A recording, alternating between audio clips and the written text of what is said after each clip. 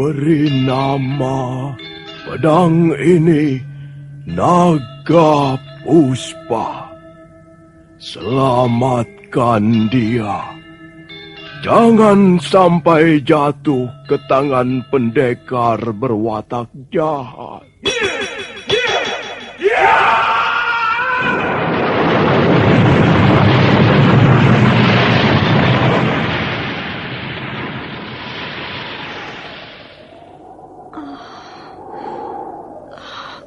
Kakang Kamandanu, kau masih juga tidak percaya bahwa aku mencintaimu. Meisin, maafkan aku, Meisin. Meisin. Meisin!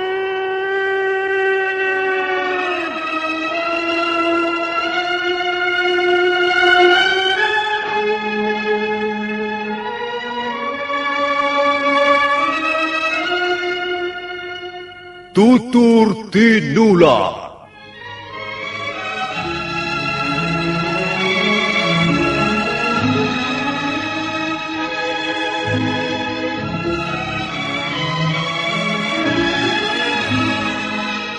Sebuah sandiwara radio serial, produksi Sanggar Cerita dan Teater Sanggar Prativi. Sebuah kisah dengan latar belakang sejarah runtuhnya Singasari dan berdirinya Kerajaan Majapahit.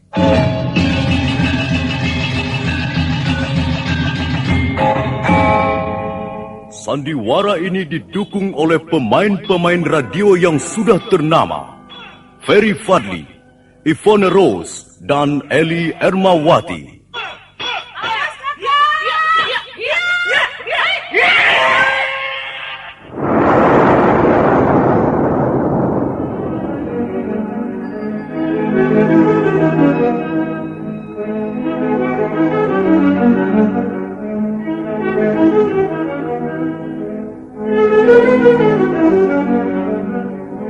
Cerita ini ditulis dan disusun oleh S. Tijab.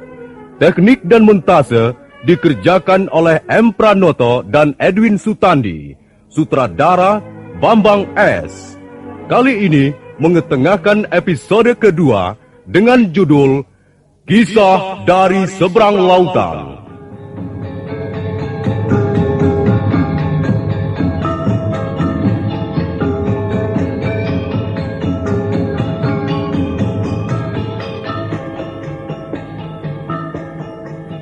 Dalam seri yang ke-45 ini, didukung oleh para pemain, Lukman Tambose sebagai Empu Tong Bajil, Margaret sebagai Dewi Sambi, Wahyu sebagai Ki Janawidi, Petrus sebagai Jaya Katwang, Bambang Jeger sebagai Kebo Mudarang, Narto Bantul sebagai Arda Raja, Kasdu Dewa sebagai Lembu Sora, Rudi sebagai Nambi, Heri sebagai Kebo Tengah, Wawan sebagai prajurit, dan Nusri pembawa cerita.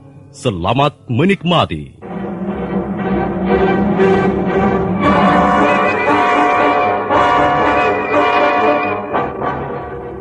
Diah Wijaya, Rangga Lawe, Banyak Kapuk, Gajah Pangon dan Kebo Anabrang segera menggiring bala tentara Singasari yang tinggal 800 orang.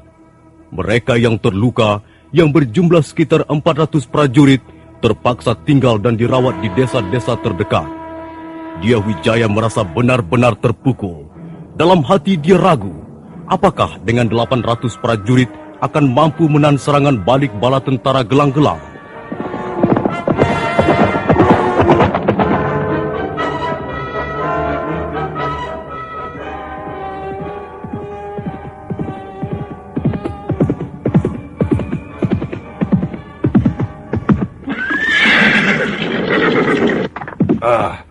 Ada apa, Sambi? Mengapa berhenti? Kakang Janawidi tertinggal di belakang. Dia terluka. Ya, lambung kirinya terkena sabetan keris megalamat milik Ranggalawe. Agaknya orang Singasari itu tidak lagi mengejar kita, Kakang Bajil. Ya, agaknya memang begitu, Sambi. Kita kembali saja dulu, Kakang. Kita lihat Kakang Janawidi. Barangkali dia terjatuh dari kudanya. Ya, boleh.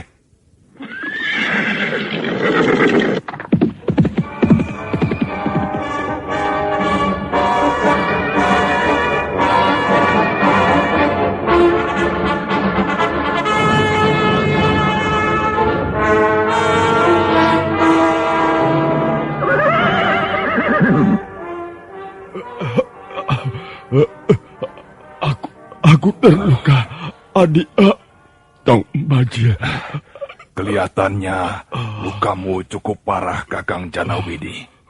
Aku lengah. Raga Lawe memang hebat sekali. Dan senjatanya itu ampuh sekali. Panas sekali lukaku ini. Panas seperti terbakar nyala api dalam sekam. Kakang, apakah Kakang masih bisa bertahan? Aku harus mengobati lukaku ini. Mengobati ini dulu. Tapi kami harus segera menyusul Tuan Kebo Mundarang ke Singasari. Kami tak bisa menunggu Kakang di sini. Tolong, Adik Bajil. Tolong kau bawa aku ke rumah seorang ahli obat. Dia temanku sendiri. Rumahnya tak jauh dari tempat ini. Wah, bagaimana aku bisa membawamu, Kakang? Kami tak mungkin menunda perjalanan ini. Tapi Kakang, kalau memang rumah ahli obat itu tidak terlalu jauh, mungkin kita masih keburu membawanya ke sana. Tidak, Sambi. Kita tidak akan membawanya ke rumah ahli obat itu. Adi Bajil, apa maksudmu? Kau tega melihat aku menderita seperti ini? Tidak ada seorang teman yang tega melihat temannya menderita karena luka-lukanya. Karena itu cepat, bawalah aku pergi ke rumah temanku itu. Belum tentu dia bisa menolongmu, Kakang. Kau harus ingat bahwa luka itu akibat tusukan senjata yang ampuh sekali. Lalu bagaimana, Adi Bajil?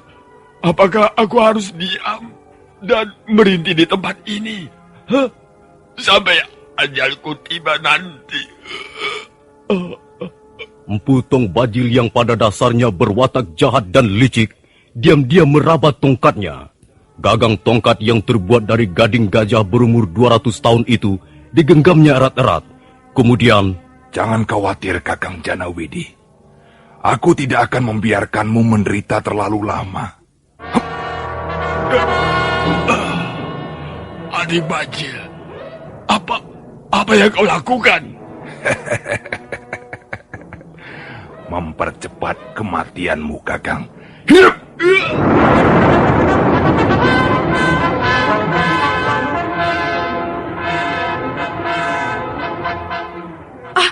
Kakang, mengapa kau membunuhnya, Kakang Bajil?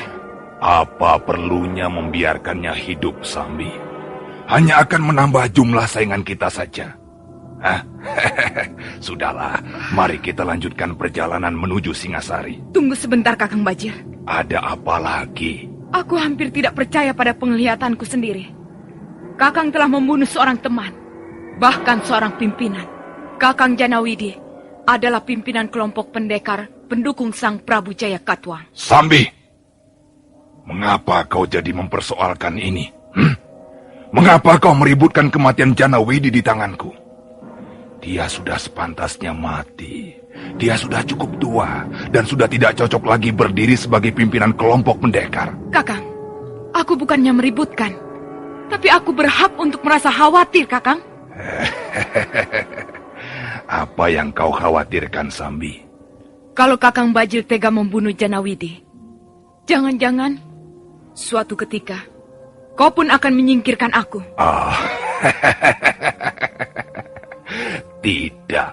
Tidak mungkin. Bagaimana aku tega membunuh seorang teman yang cantik, yang sakti, dan yang selama ini telah menemaniku bersenang-senang di sepanjang perjalanan? Sudahlah, Sambi. Aku memang suka bertindak kejam. Tapi aku belumlah menjadi orang yang edan, yang tega membunuh Sambi, perempuan cantik jelita dari lembah Kawi. Kakang, Bukankah aku boleh merasa khawatir? Tidak, Sambi. Empu Tong Bajil bukan orang gila. Dan Dewi Sambi pun bukan orang gila hingga mempunyai pikiran sepicik itu. Sudahlah. Mari kita lanjutkan perjalanan. Kita harus segera memberikan laporan tentang seluruh kejadian ini pada Tuan Kebo Mundarang. Ya, ayo. Ya.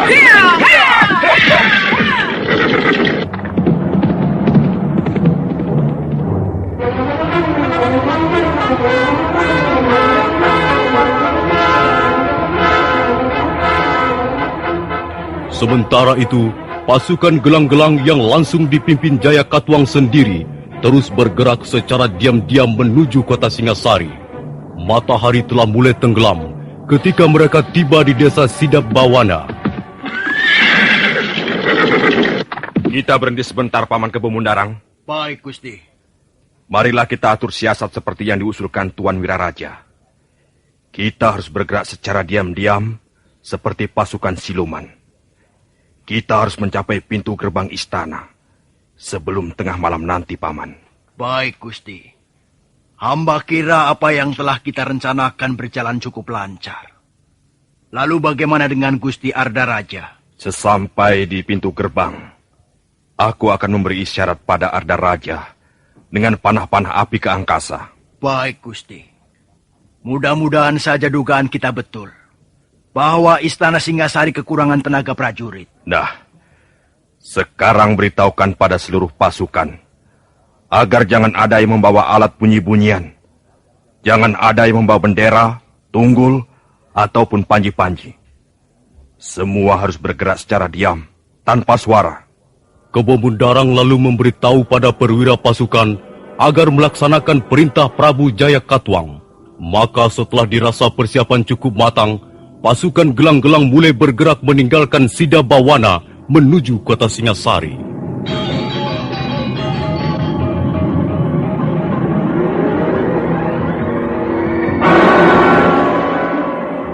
Kota Singasari nampak lengang.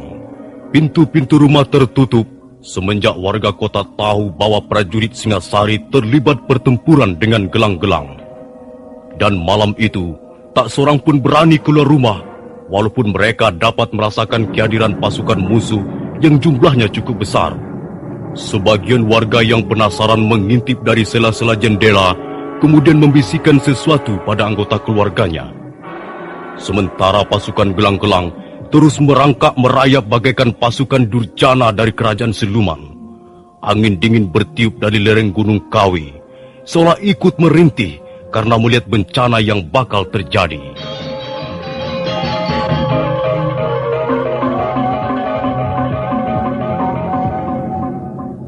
Demikian pula Istana Singasari. Malam itu terasa lengang mencekam. Para prajurit ronda nampak mondar-mandir di lorong-lorong. Sementara prajurit lain yang terdiri dari pasukan pengamanan istana berjaga-jaga di sepanjang benteng di bawah pohon-pohon Brahmastana. Kesunyian malam itu mendadak terpecah oleh derap seekor kuda jantan yang muncul dari wisma para pangeran Singasari. Para prajurit berbisik-bisik ketika kuda itu menderap melewati mereka. Tapi kemudian mereka pun diam setelah tahu bahwa penunggang kuda adalah Arda Raja, menantu sang Prabu sendiri.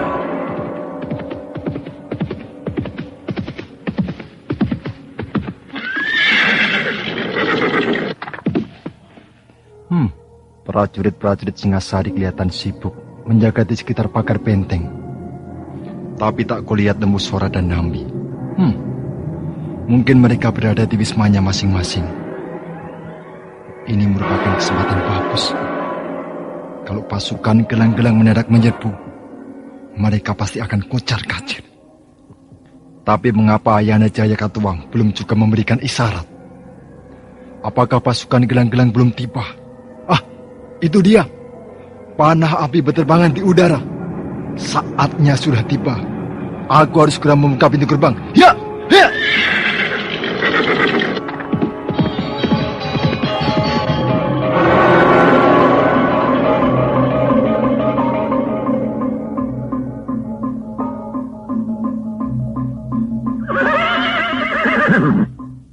Hei prajurit, bukalah benteng itu.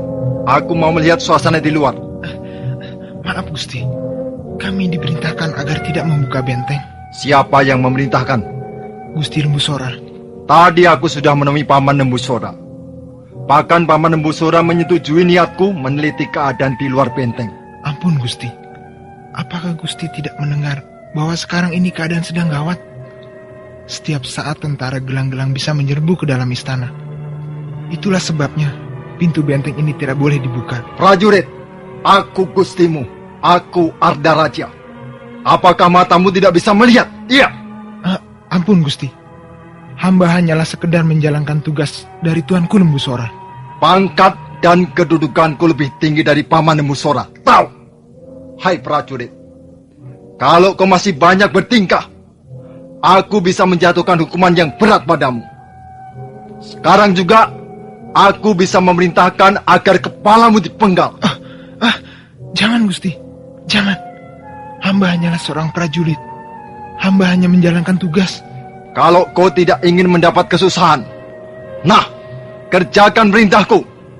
Bukalah pintu benteng itu, cepat! Tapi Gusti, nanti kalau... Aku yang akan bertanggung jawab. Kalau begitu, baiklah Gusti. Baiklah, akan hamba kerjakan perintah Gusti Ardaraja. Bersama seorang kawannya yang mengkeret ketakutan, maka prajurit jaga itu pun membuka pintu benteng.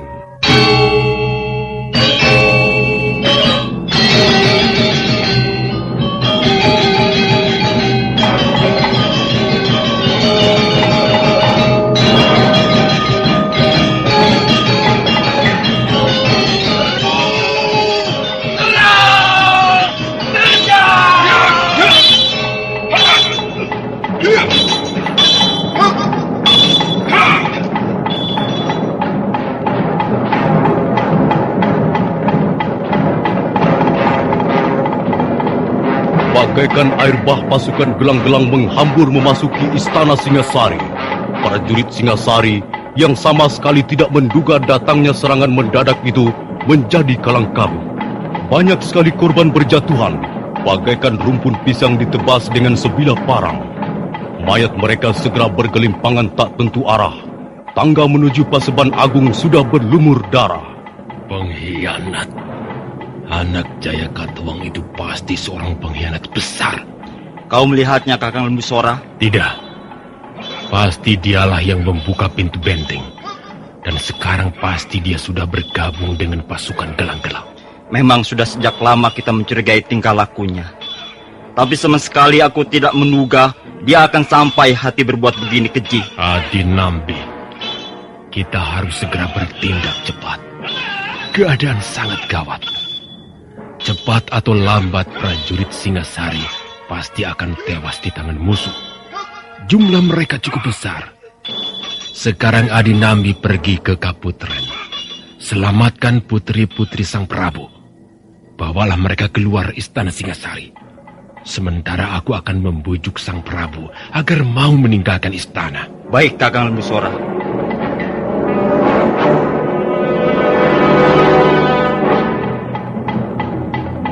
Lembusora segera melompat dan bayangannya lenyap di balik dinding barak para prajurit. Dua orang prajurit gelang-gelang yang mencoba menyerangnya seketika roboh terkena tendangan dan pukulannya. Di depan gapura menuju ruang pribadi raja, langkahnya tertahan. Di mana-mana terdapat prajurit gelang-gelang. Tentu jumlah mereka mencapai 2.000 orang. Kalau begini, lebih baik aku membantu Adi Nambi menyelamatkan Tuan Putri.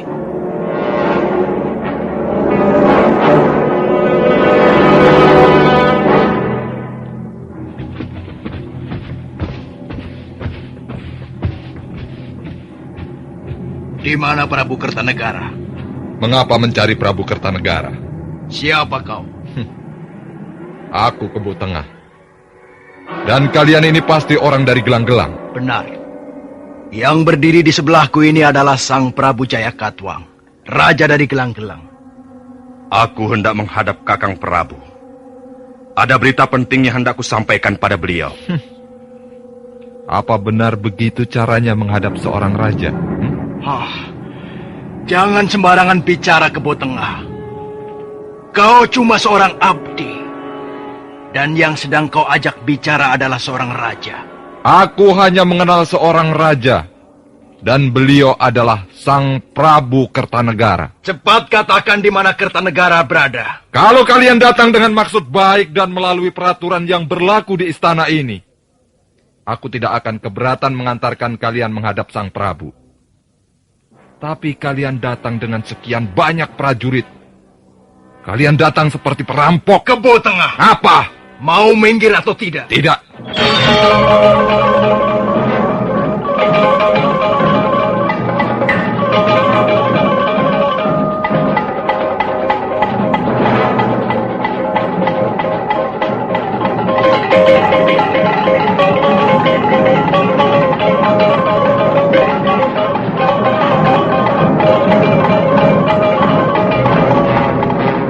Kurang ajar. Orang gelang-gelang memang curang, pembokong, licik dan culas. Jangan harap aku sudi memberikan jalan untuk menemui Sang Prabu. Langkai dulu mayat Kebo Tengah kalau ingin menghadap Sang Prabu Kertanegara. Kau akan segera binasa karena kesetiaan dan kesombonganmu, Kebo Tengah. Ayo bunuh orang itu. Cabut senjata dan bunuh dia.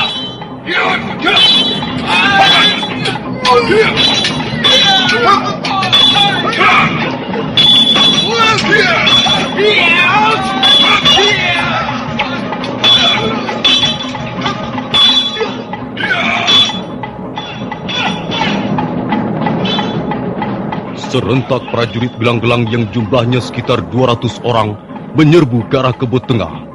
Kebo Tengah dengan gagah berani menyambut mereka. Pedangnya yang berukuran besar membabat kiri kanan. Beberapa orang prajurit gelang-gelang telah roboh menjadi korban. Kebo Mundarang segera maju. Demikian pula Empu Renteng, Jaran Lejong dan Jaran Bangkal. Kebo Tengah menjadi kewalahan.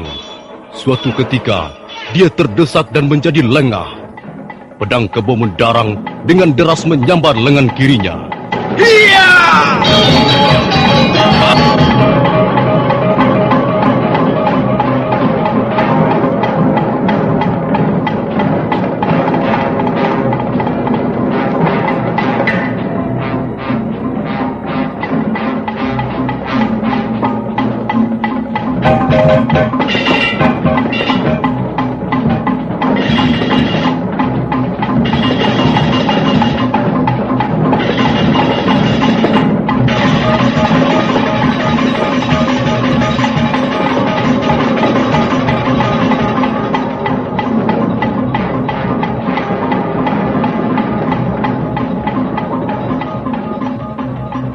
Kebo Tengah, lengan kirimu sudah terkutuk. Kalau kau masih melawan, maka lehermu yang akan menjadi sasaran berikutnya. Kebo Tengah tidak akan menyerah sampai di sini. Walaupun darahku telah membasahi lantai ini, tapi kalau napas masih turun naik, tidak bakalan aku sudi bertekuk lutut. Rasakan ini.